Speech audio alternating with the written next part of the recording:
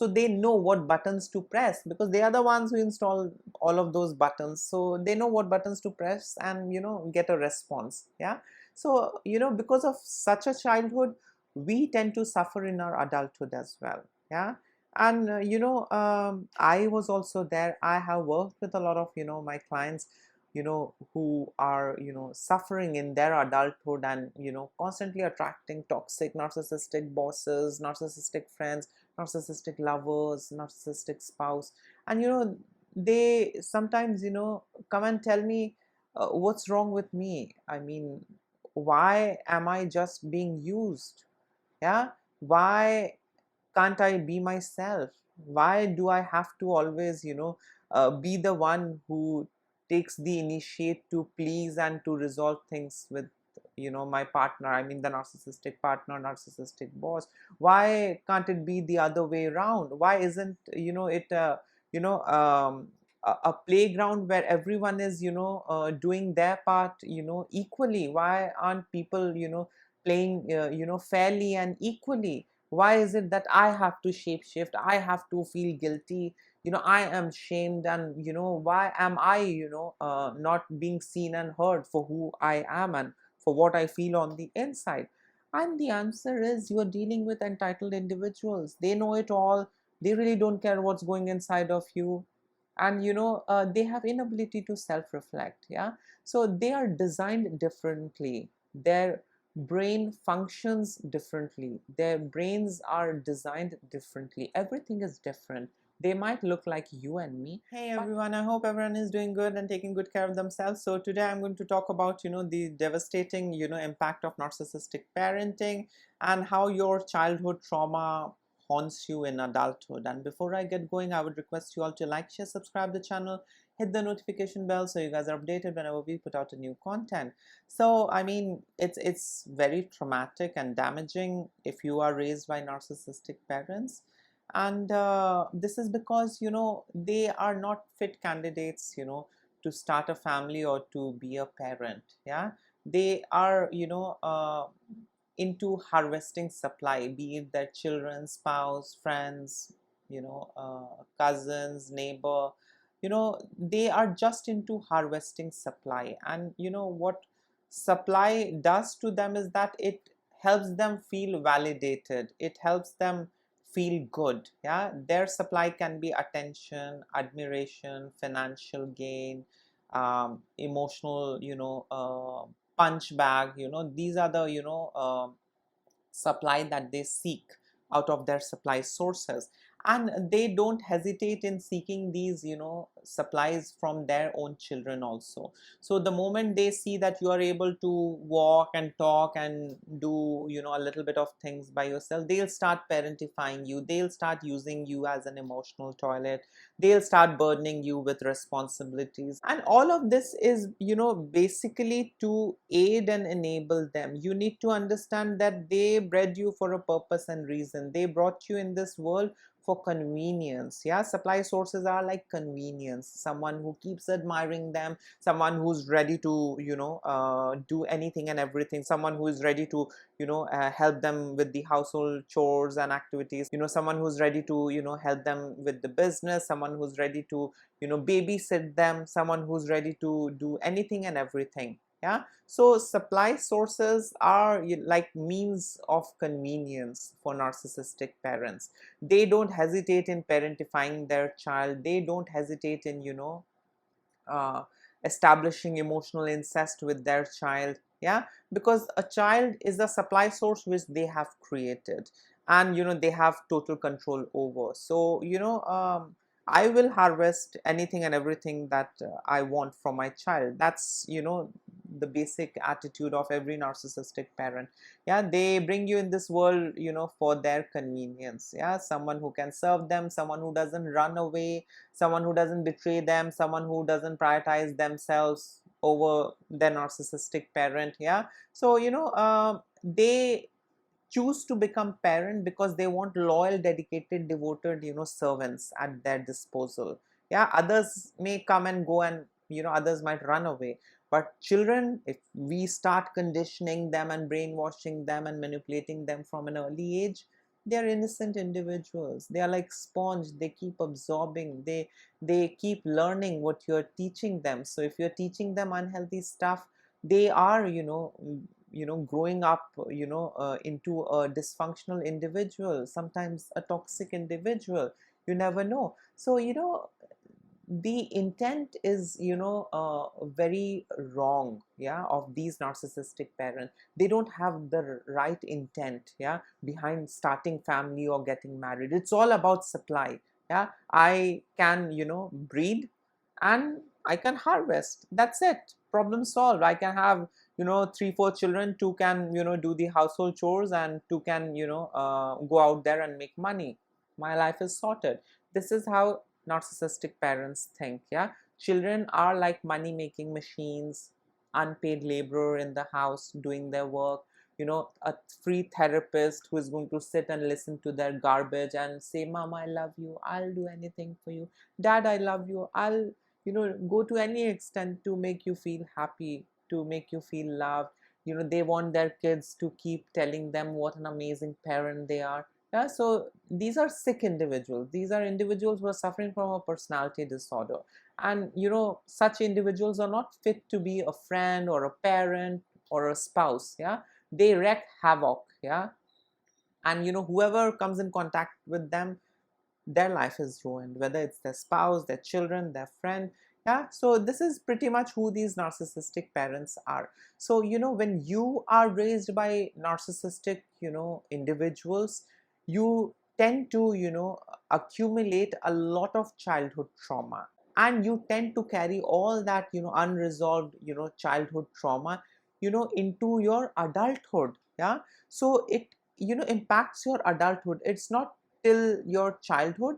Yeah, it comes into your adulthood as well. It influences you, it haunts you. Yeah, it creates all of that toxic cycles. It creates all of that same abuse patterns and abuse cycles even in your adulthood. And this is because you really don't know what healthy is. So you really don't know what you need to look out for. You are all about surviving.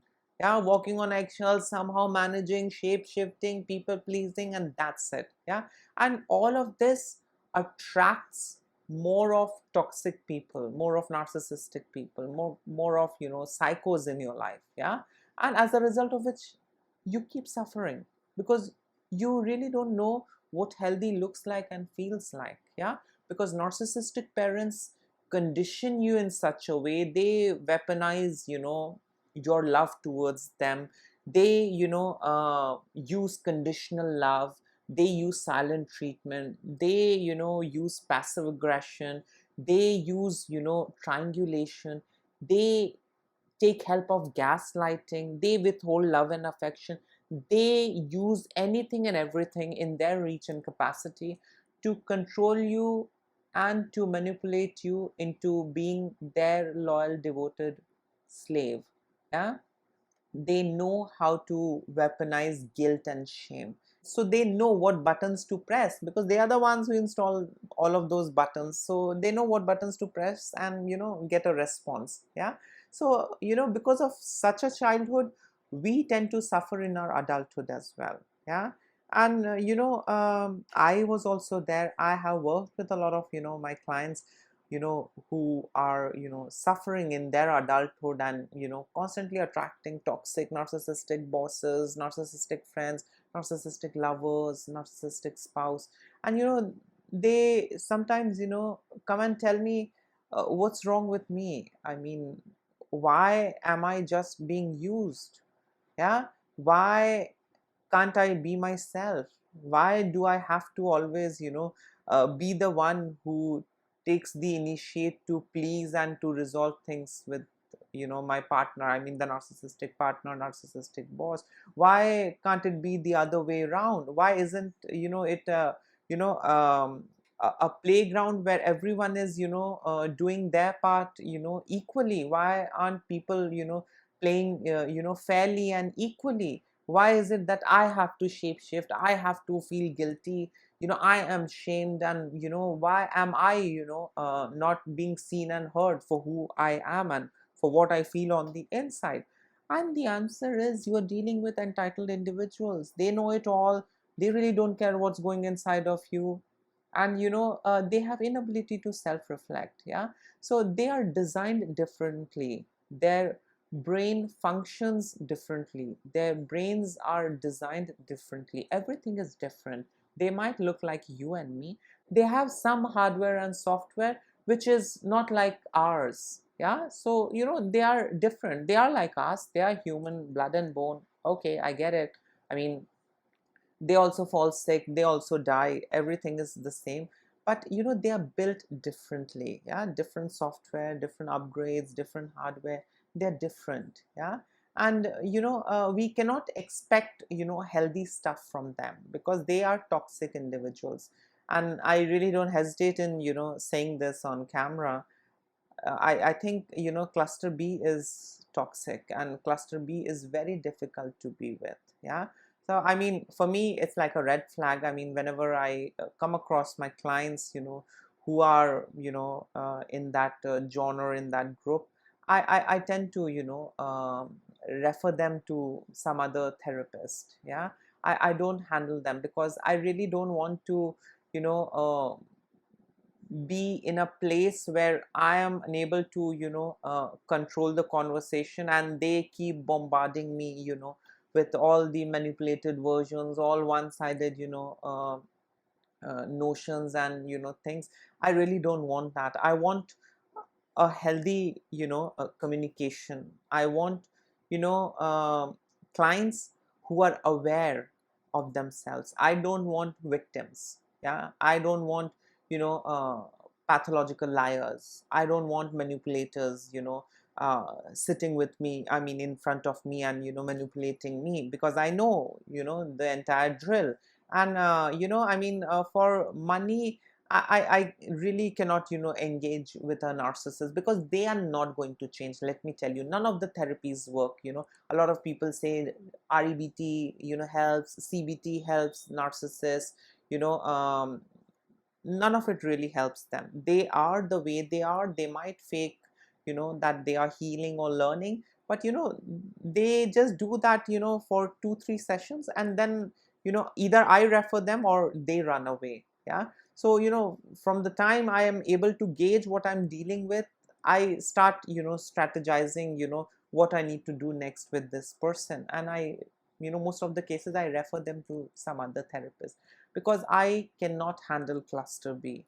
Yeah. I mean, some people might say some of the cluster B types are not as bad as narcissists, but I know what cluster B is. So I don't wish to uh, you know have clients who are from cluster B. I tend to keep myself away. I am there to help those who are aware and ready to do the changes. I am there to help those who are not constantly playing victim. I'm here to help those who genuinely seek support and who are ready to do every bit possible. Yeah. To heal and recover and uh, come out stronger. I'm there to help those folks. I'm not here to help manipulators. I'm not here to help people who are trapped in that state of victimhood. No, I am not ready to help those. Yeah. Because I mean, there are other amazing therapists out there who can help those individuals. And best of luck to all of them, the cluster B and the therapists who are there to help them. But I don't get along with cluster B that well. A and C is fine, but B, no, not interested. Yeah. So now coming to the devastating impact of narcissistic parenting, and how your childhood trauma haunts you in your adulthood. The first is emotional neglect and chronic self-doubt. So narcissistic parents, as it is, we know, they prioritize their own needs, and they keep neglecting the child's emotional well-being, emotional needs. Yeah. And they keep vehemently invalidating their kids feelings and emotions. Oh, shut up, you're overreacting. Oh, come on, you shouldn't feel this way. Oh, come on, you're being too girly, you're being too weak. you have got no idea how I was, when I was of your age. I was not like you. I was not into cribbing and crying and, being such a weakling. Yeah. So all what, these gaslighting phrases, all these, manipulation, all these invalidation of, feelings and emotion does is that, it leads to a deep seated, feeling of self doubt and low self esteem, that there is something wrong with me, my feelings are incorrect, my emotions are incorrect. Yeah. And as a result of which, these kids grow up to be adult who constantly seek external validation, and that is to feel alive. And I can tell you, I was also not a good enough child in the childhood. I was oversensitive, I was dramatic, I was labeled as, someone who's insensitive, mean, selfish, all sorts of, horrible labels. And as a result of which, I grew up, into an adult, who constantly, was into seeking, validation, external validation from others. And in order to seek external validation, I used to go out of my way to do things. I used to burn my own self out in order to please others. I was, big time into people pleasing, and all of it was to get some cookies, some validation. Yeah. But with time, I did realize that, there's a big hole in my pocket. My self-esteem, self-worth has gone for a toss. The person is just using me and leaving me. The person is just getting their work done, and they just don't care what's happening with me. And this is because I was not equipped. I was not, trained, to understand the difference between a good person and a bad person. Everything abusive felt home. That's how my mother used to treat me. That's how my dad used to treat me. And it's okay if my husband treats me that way. Yeah. And as a result of which, I kept suffering. Yeah. So this emotional neglect in the childhood, leads to chronic self-doubt. We are regularly gaslit. You're being oversensitive. You are overthinking and this and that. And as a result of which, we have this deep-seated, self-doubt, low self-esteem issues. And because of that, we keep seeking external validation to feel alive. Yeah. We might not seek, validation from our narcissistic parent. Maybe we have gone no contact and we are in, our recovery. But, we keep seeking validation from others so that we feel alive, and we, feel that we are this person. Yeah. Because our sense of self was, not allowed to develop in a healthy way. They instilled a lot of self-doubt in us by constantly telling us, you are not good, you are not right, you are not doing this, you are not doing that. And as a result of which, we doubt our own self. So we need external validation to feel alive, to feel okay. Yeah, Sarah, you're doing it so well, you're so good in this. Yeah. And just to get that sentence, Sarah, you're so good, I am ready to do anything and everything, even though I'm, incurring a lot of financial damage, I'm incurring a lot of physical damage, I'm incurring a lot of, bad stuff, but still, I want to go ahead and do all of the things to get that sentence from someone so that I feel good, I feel validated. Yeah. And I mean, if you are still with your narcissistic parents, you are easy target. Yeah. Because you have been conditioned and trained in such a way that, you overdo things, you over explain things, and, you are there, seeking all the right stuff from wrong individuals. Yeah. Because you cannot see through. Yeah. That's how, you are stunted in the childhood. The other childhood trauma that, haunts you in your adulthood is conditional love, the root of, people pleasing behavior. So in a narcissistic household, love is not unconditional, love is conditional, transactional, and instrumental. And all what this does is that, it teaches the children that they must do something in order to earn the affection and love of their parent. Yeah. And this conditioning fosters people pleasing tendencies in adulthood. Yeah. Because, you had to go out of your way and do things which you never wanted to do just to please your narcissistic parent and get their validation. Yeah. Get their love and affection. And as a result of which, in adulthood, you become a people pleaser because you were a parent pleaser, and in adulthood now you are a people pleaser.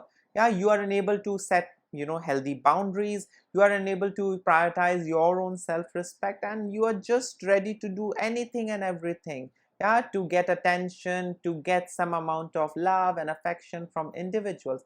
And all of it makes you a very easy target for toxic individuals. Yeah, so conditional love is the root of people pleasing behavior.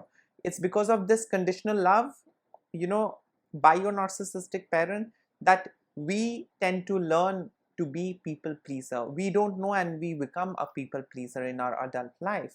The other childhood trauma that impacts your adulthood is identity suppression, losing yourself to the narcissist agenda. So narcissistic parents impose their desires, expectations, I mean unrealistic expectations onto their child, leaving little to no room for child's self-expression.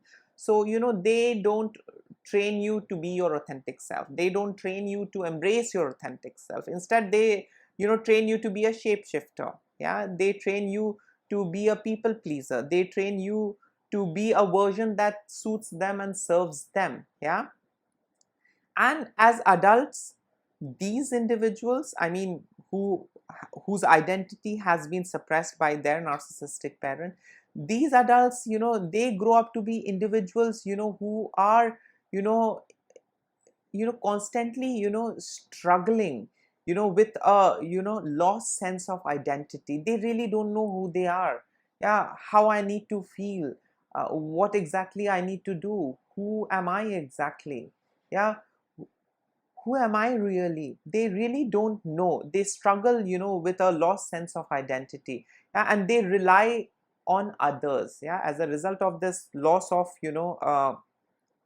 this sense of identity, they tend to rely and depend on others, yeah, to help them define their worth and direction. Yeah, and as a result of which they are easy target. I was also there. I didn't know who I really was, what I really wanted, how I need to go about things. And I used to make toxic people my mentor. I used to seek out suggestion and all of the healthy stuff from toxic and dysfunctional and narcissistic individuals. And as a result of which I used to keep suffering and suffering, and it used to seem as if suffering is never going to end. So yes, identity suppression is something that really jeopardizes your adulthood. Yeah, because you really don't know who you are. You were never allowed to be your authentic self. Every time you tried being your authentic self, you were shamed and labeled as selfish and mean.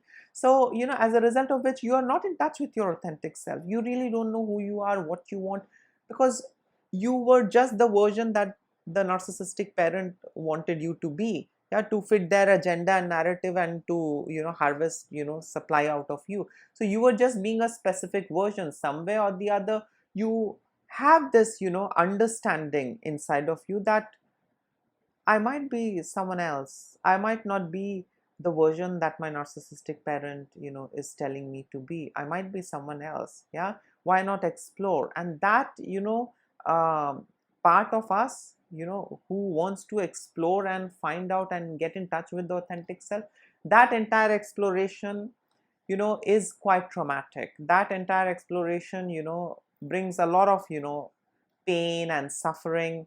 Yeah, but then we do get in touch with our real self. I mean, some of us do tend to embrace our authentic self and become our authentic self. But the entire journey and process is very painful. So yes, identity suppression is one of the things that we experience when we are raised by narcissistic parents, and that affects us in our adulthood as well.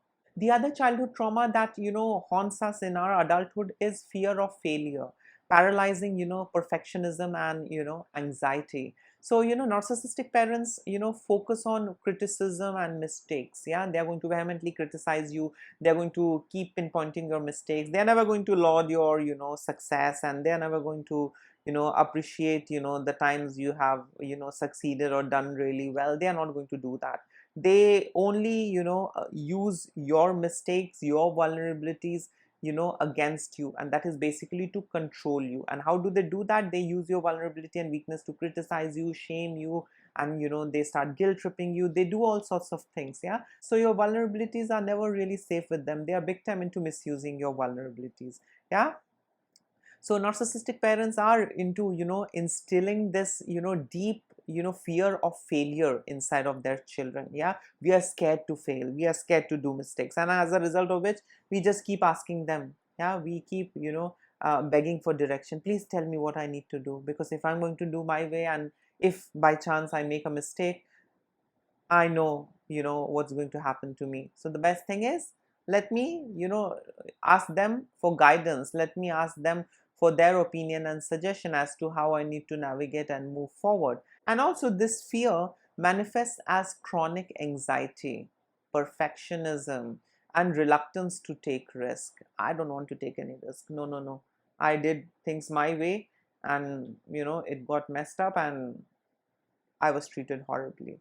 I will not do mistakes. I will play safe. I will take their suggestion and feedback on only then I'm going to do things their way, so that all that love and affection is not withheld. I'm not treated with silent treatment. I'm not criticized. I'm not abused. I'm not mistreated. Yeah. So, in order to protect ourselves, we really don't want to, go out there and, learn from our mistakes and, uh, you know you can say take risks and venture new areas. Yeah, we don't want to do that.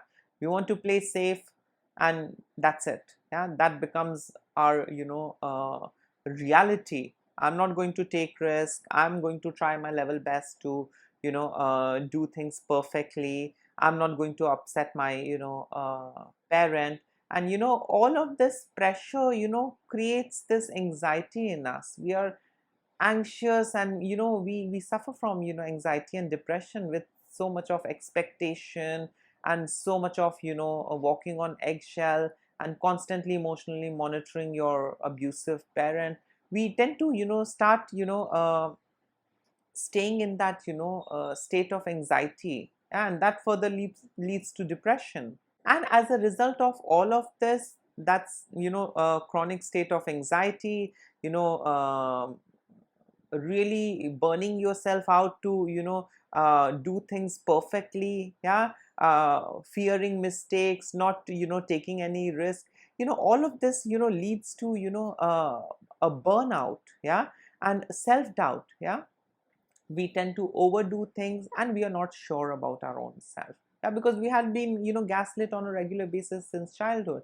Sense of self was not allowed to develop, as a result of which self-worth, self-esteem, we are into doubting our own self. Yeah, and that's how we are dependent on our narcissistic parent. That's how they train us to be dependent on them. Yeah, for their validation and approval and appreciation, and tiny bit of those breadcrumbs that we misunderstand for validation, love, and affection. Yeah, so yes, fear of failure creates this paralyzing perfectionism and chronic anxiety.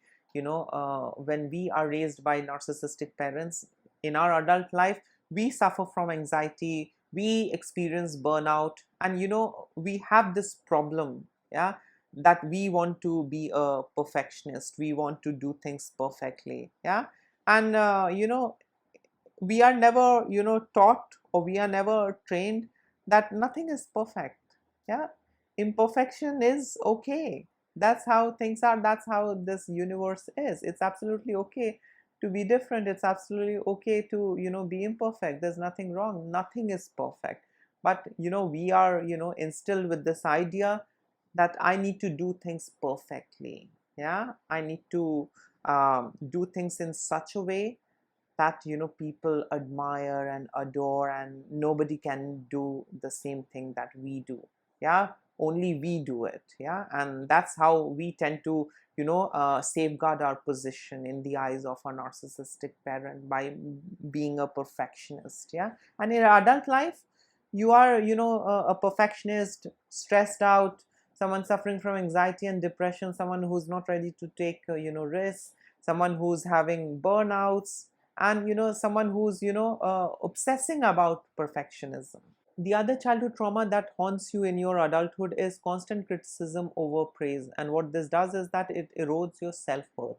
So narcissistic parents rarely offer genuine, praise, and they keep, focusing on, their children's flaws, weaknesses, and vulnerabilities. They're never going to tell you, I'm so proud of you. Thank you so much. You have done this for me. I really appreciate it. Thank you. They're not going to do that because they are entitled individuals. They bred you for return. So you are expected to say thank you and sorry to them, but you shouldn't expect thank you and sorry from them. They are the entitled ones. They have reached the epitome of perfection. They know it all. And that's it. They are your parents. So it's just one way, monological. Yeah. So this constant, criticism erodes, the child's self-worth, over a period of time. And this results, in the child growing up to be an adult who battles, imposter syndrome, yeah, and struggles to feel confident in their achievement, yeah, because they were never validated. Whenever they succeeded or did things, they were never validated. Instead, they were always controlled, based on their weaknesses and flaws. Their flaws and weaknesses were always used against them. Yeah, they were never appreciated for the good things they had done, and as a result of which, they grow up to be individuals who lack self-worth.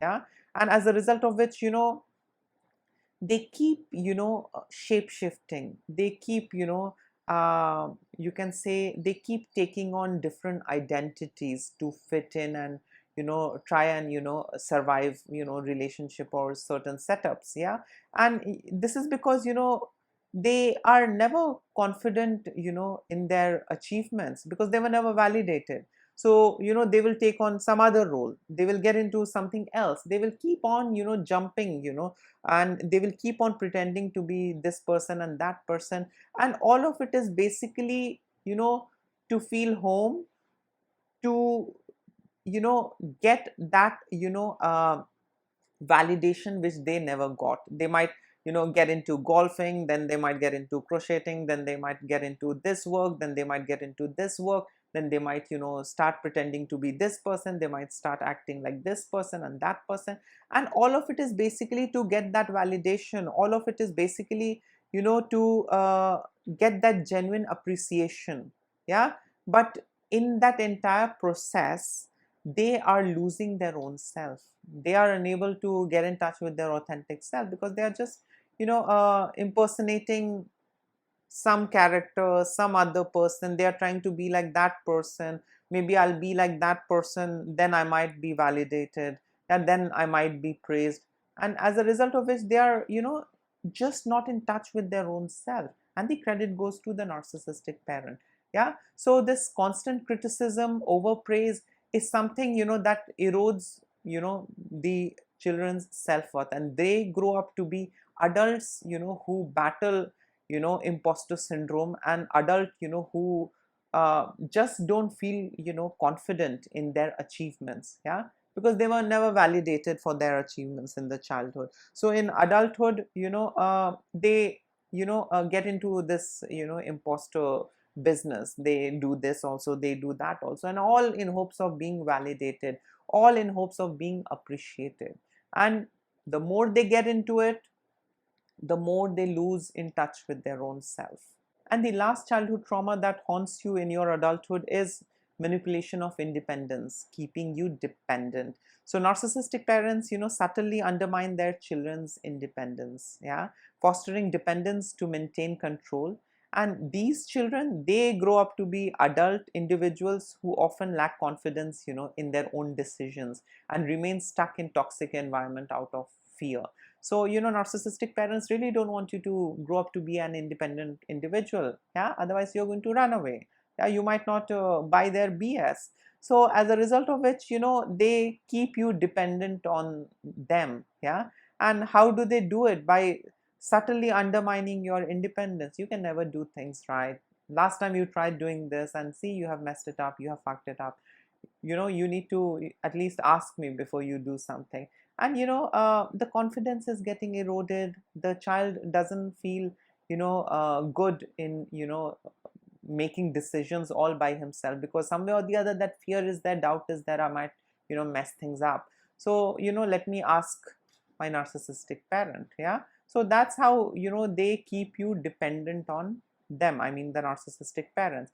And when these children, they grow up to be adults, they lack confidence, they can't do anything confidently all by themselves, because they were never allowed to be independent, they were never allowed to exercise their autonomy. Yeah, and as a result of which they are just not confident about themselves. And they tend to uh, get stuck in toxic environments, toxic relationships. Yeah, because they somewhere or the other feel that they are not good enough, and it's okay, I need to settle with this. Yeah, I need to be happy with what I have, I shouldn't go out there and venture, I shouldn't fight for my rights, I shouldn't explore, and I shouldn't look out for something else. No, they are stuck in that toxic environment, toxic relationship. And why are they stuck in that toxic environment and toxic relationship? It's all because of fear. Yeah, because they fear failure, they fear making mistake, they don't want to do mistake, they don't want to be a failure and lose things. Yeah, so whatever I have, let me just shape shift and let me adjust and accommodate and compromise, and that's it. So yes, manipulation of independence is one of the reasons why we grow up to be adults who are very much dependent on others, and that is one of the reason why we are stuck in toxic dynamic, toxic environment, toxic relationships. Yeah, so yes, this was it. These were the different kinds of childhood trauma that haunts us in our adulthood. In case if you would like to add in something, you can always comment below. Till then, take care of yourself. Lots of love and blessings to all of you. Bye.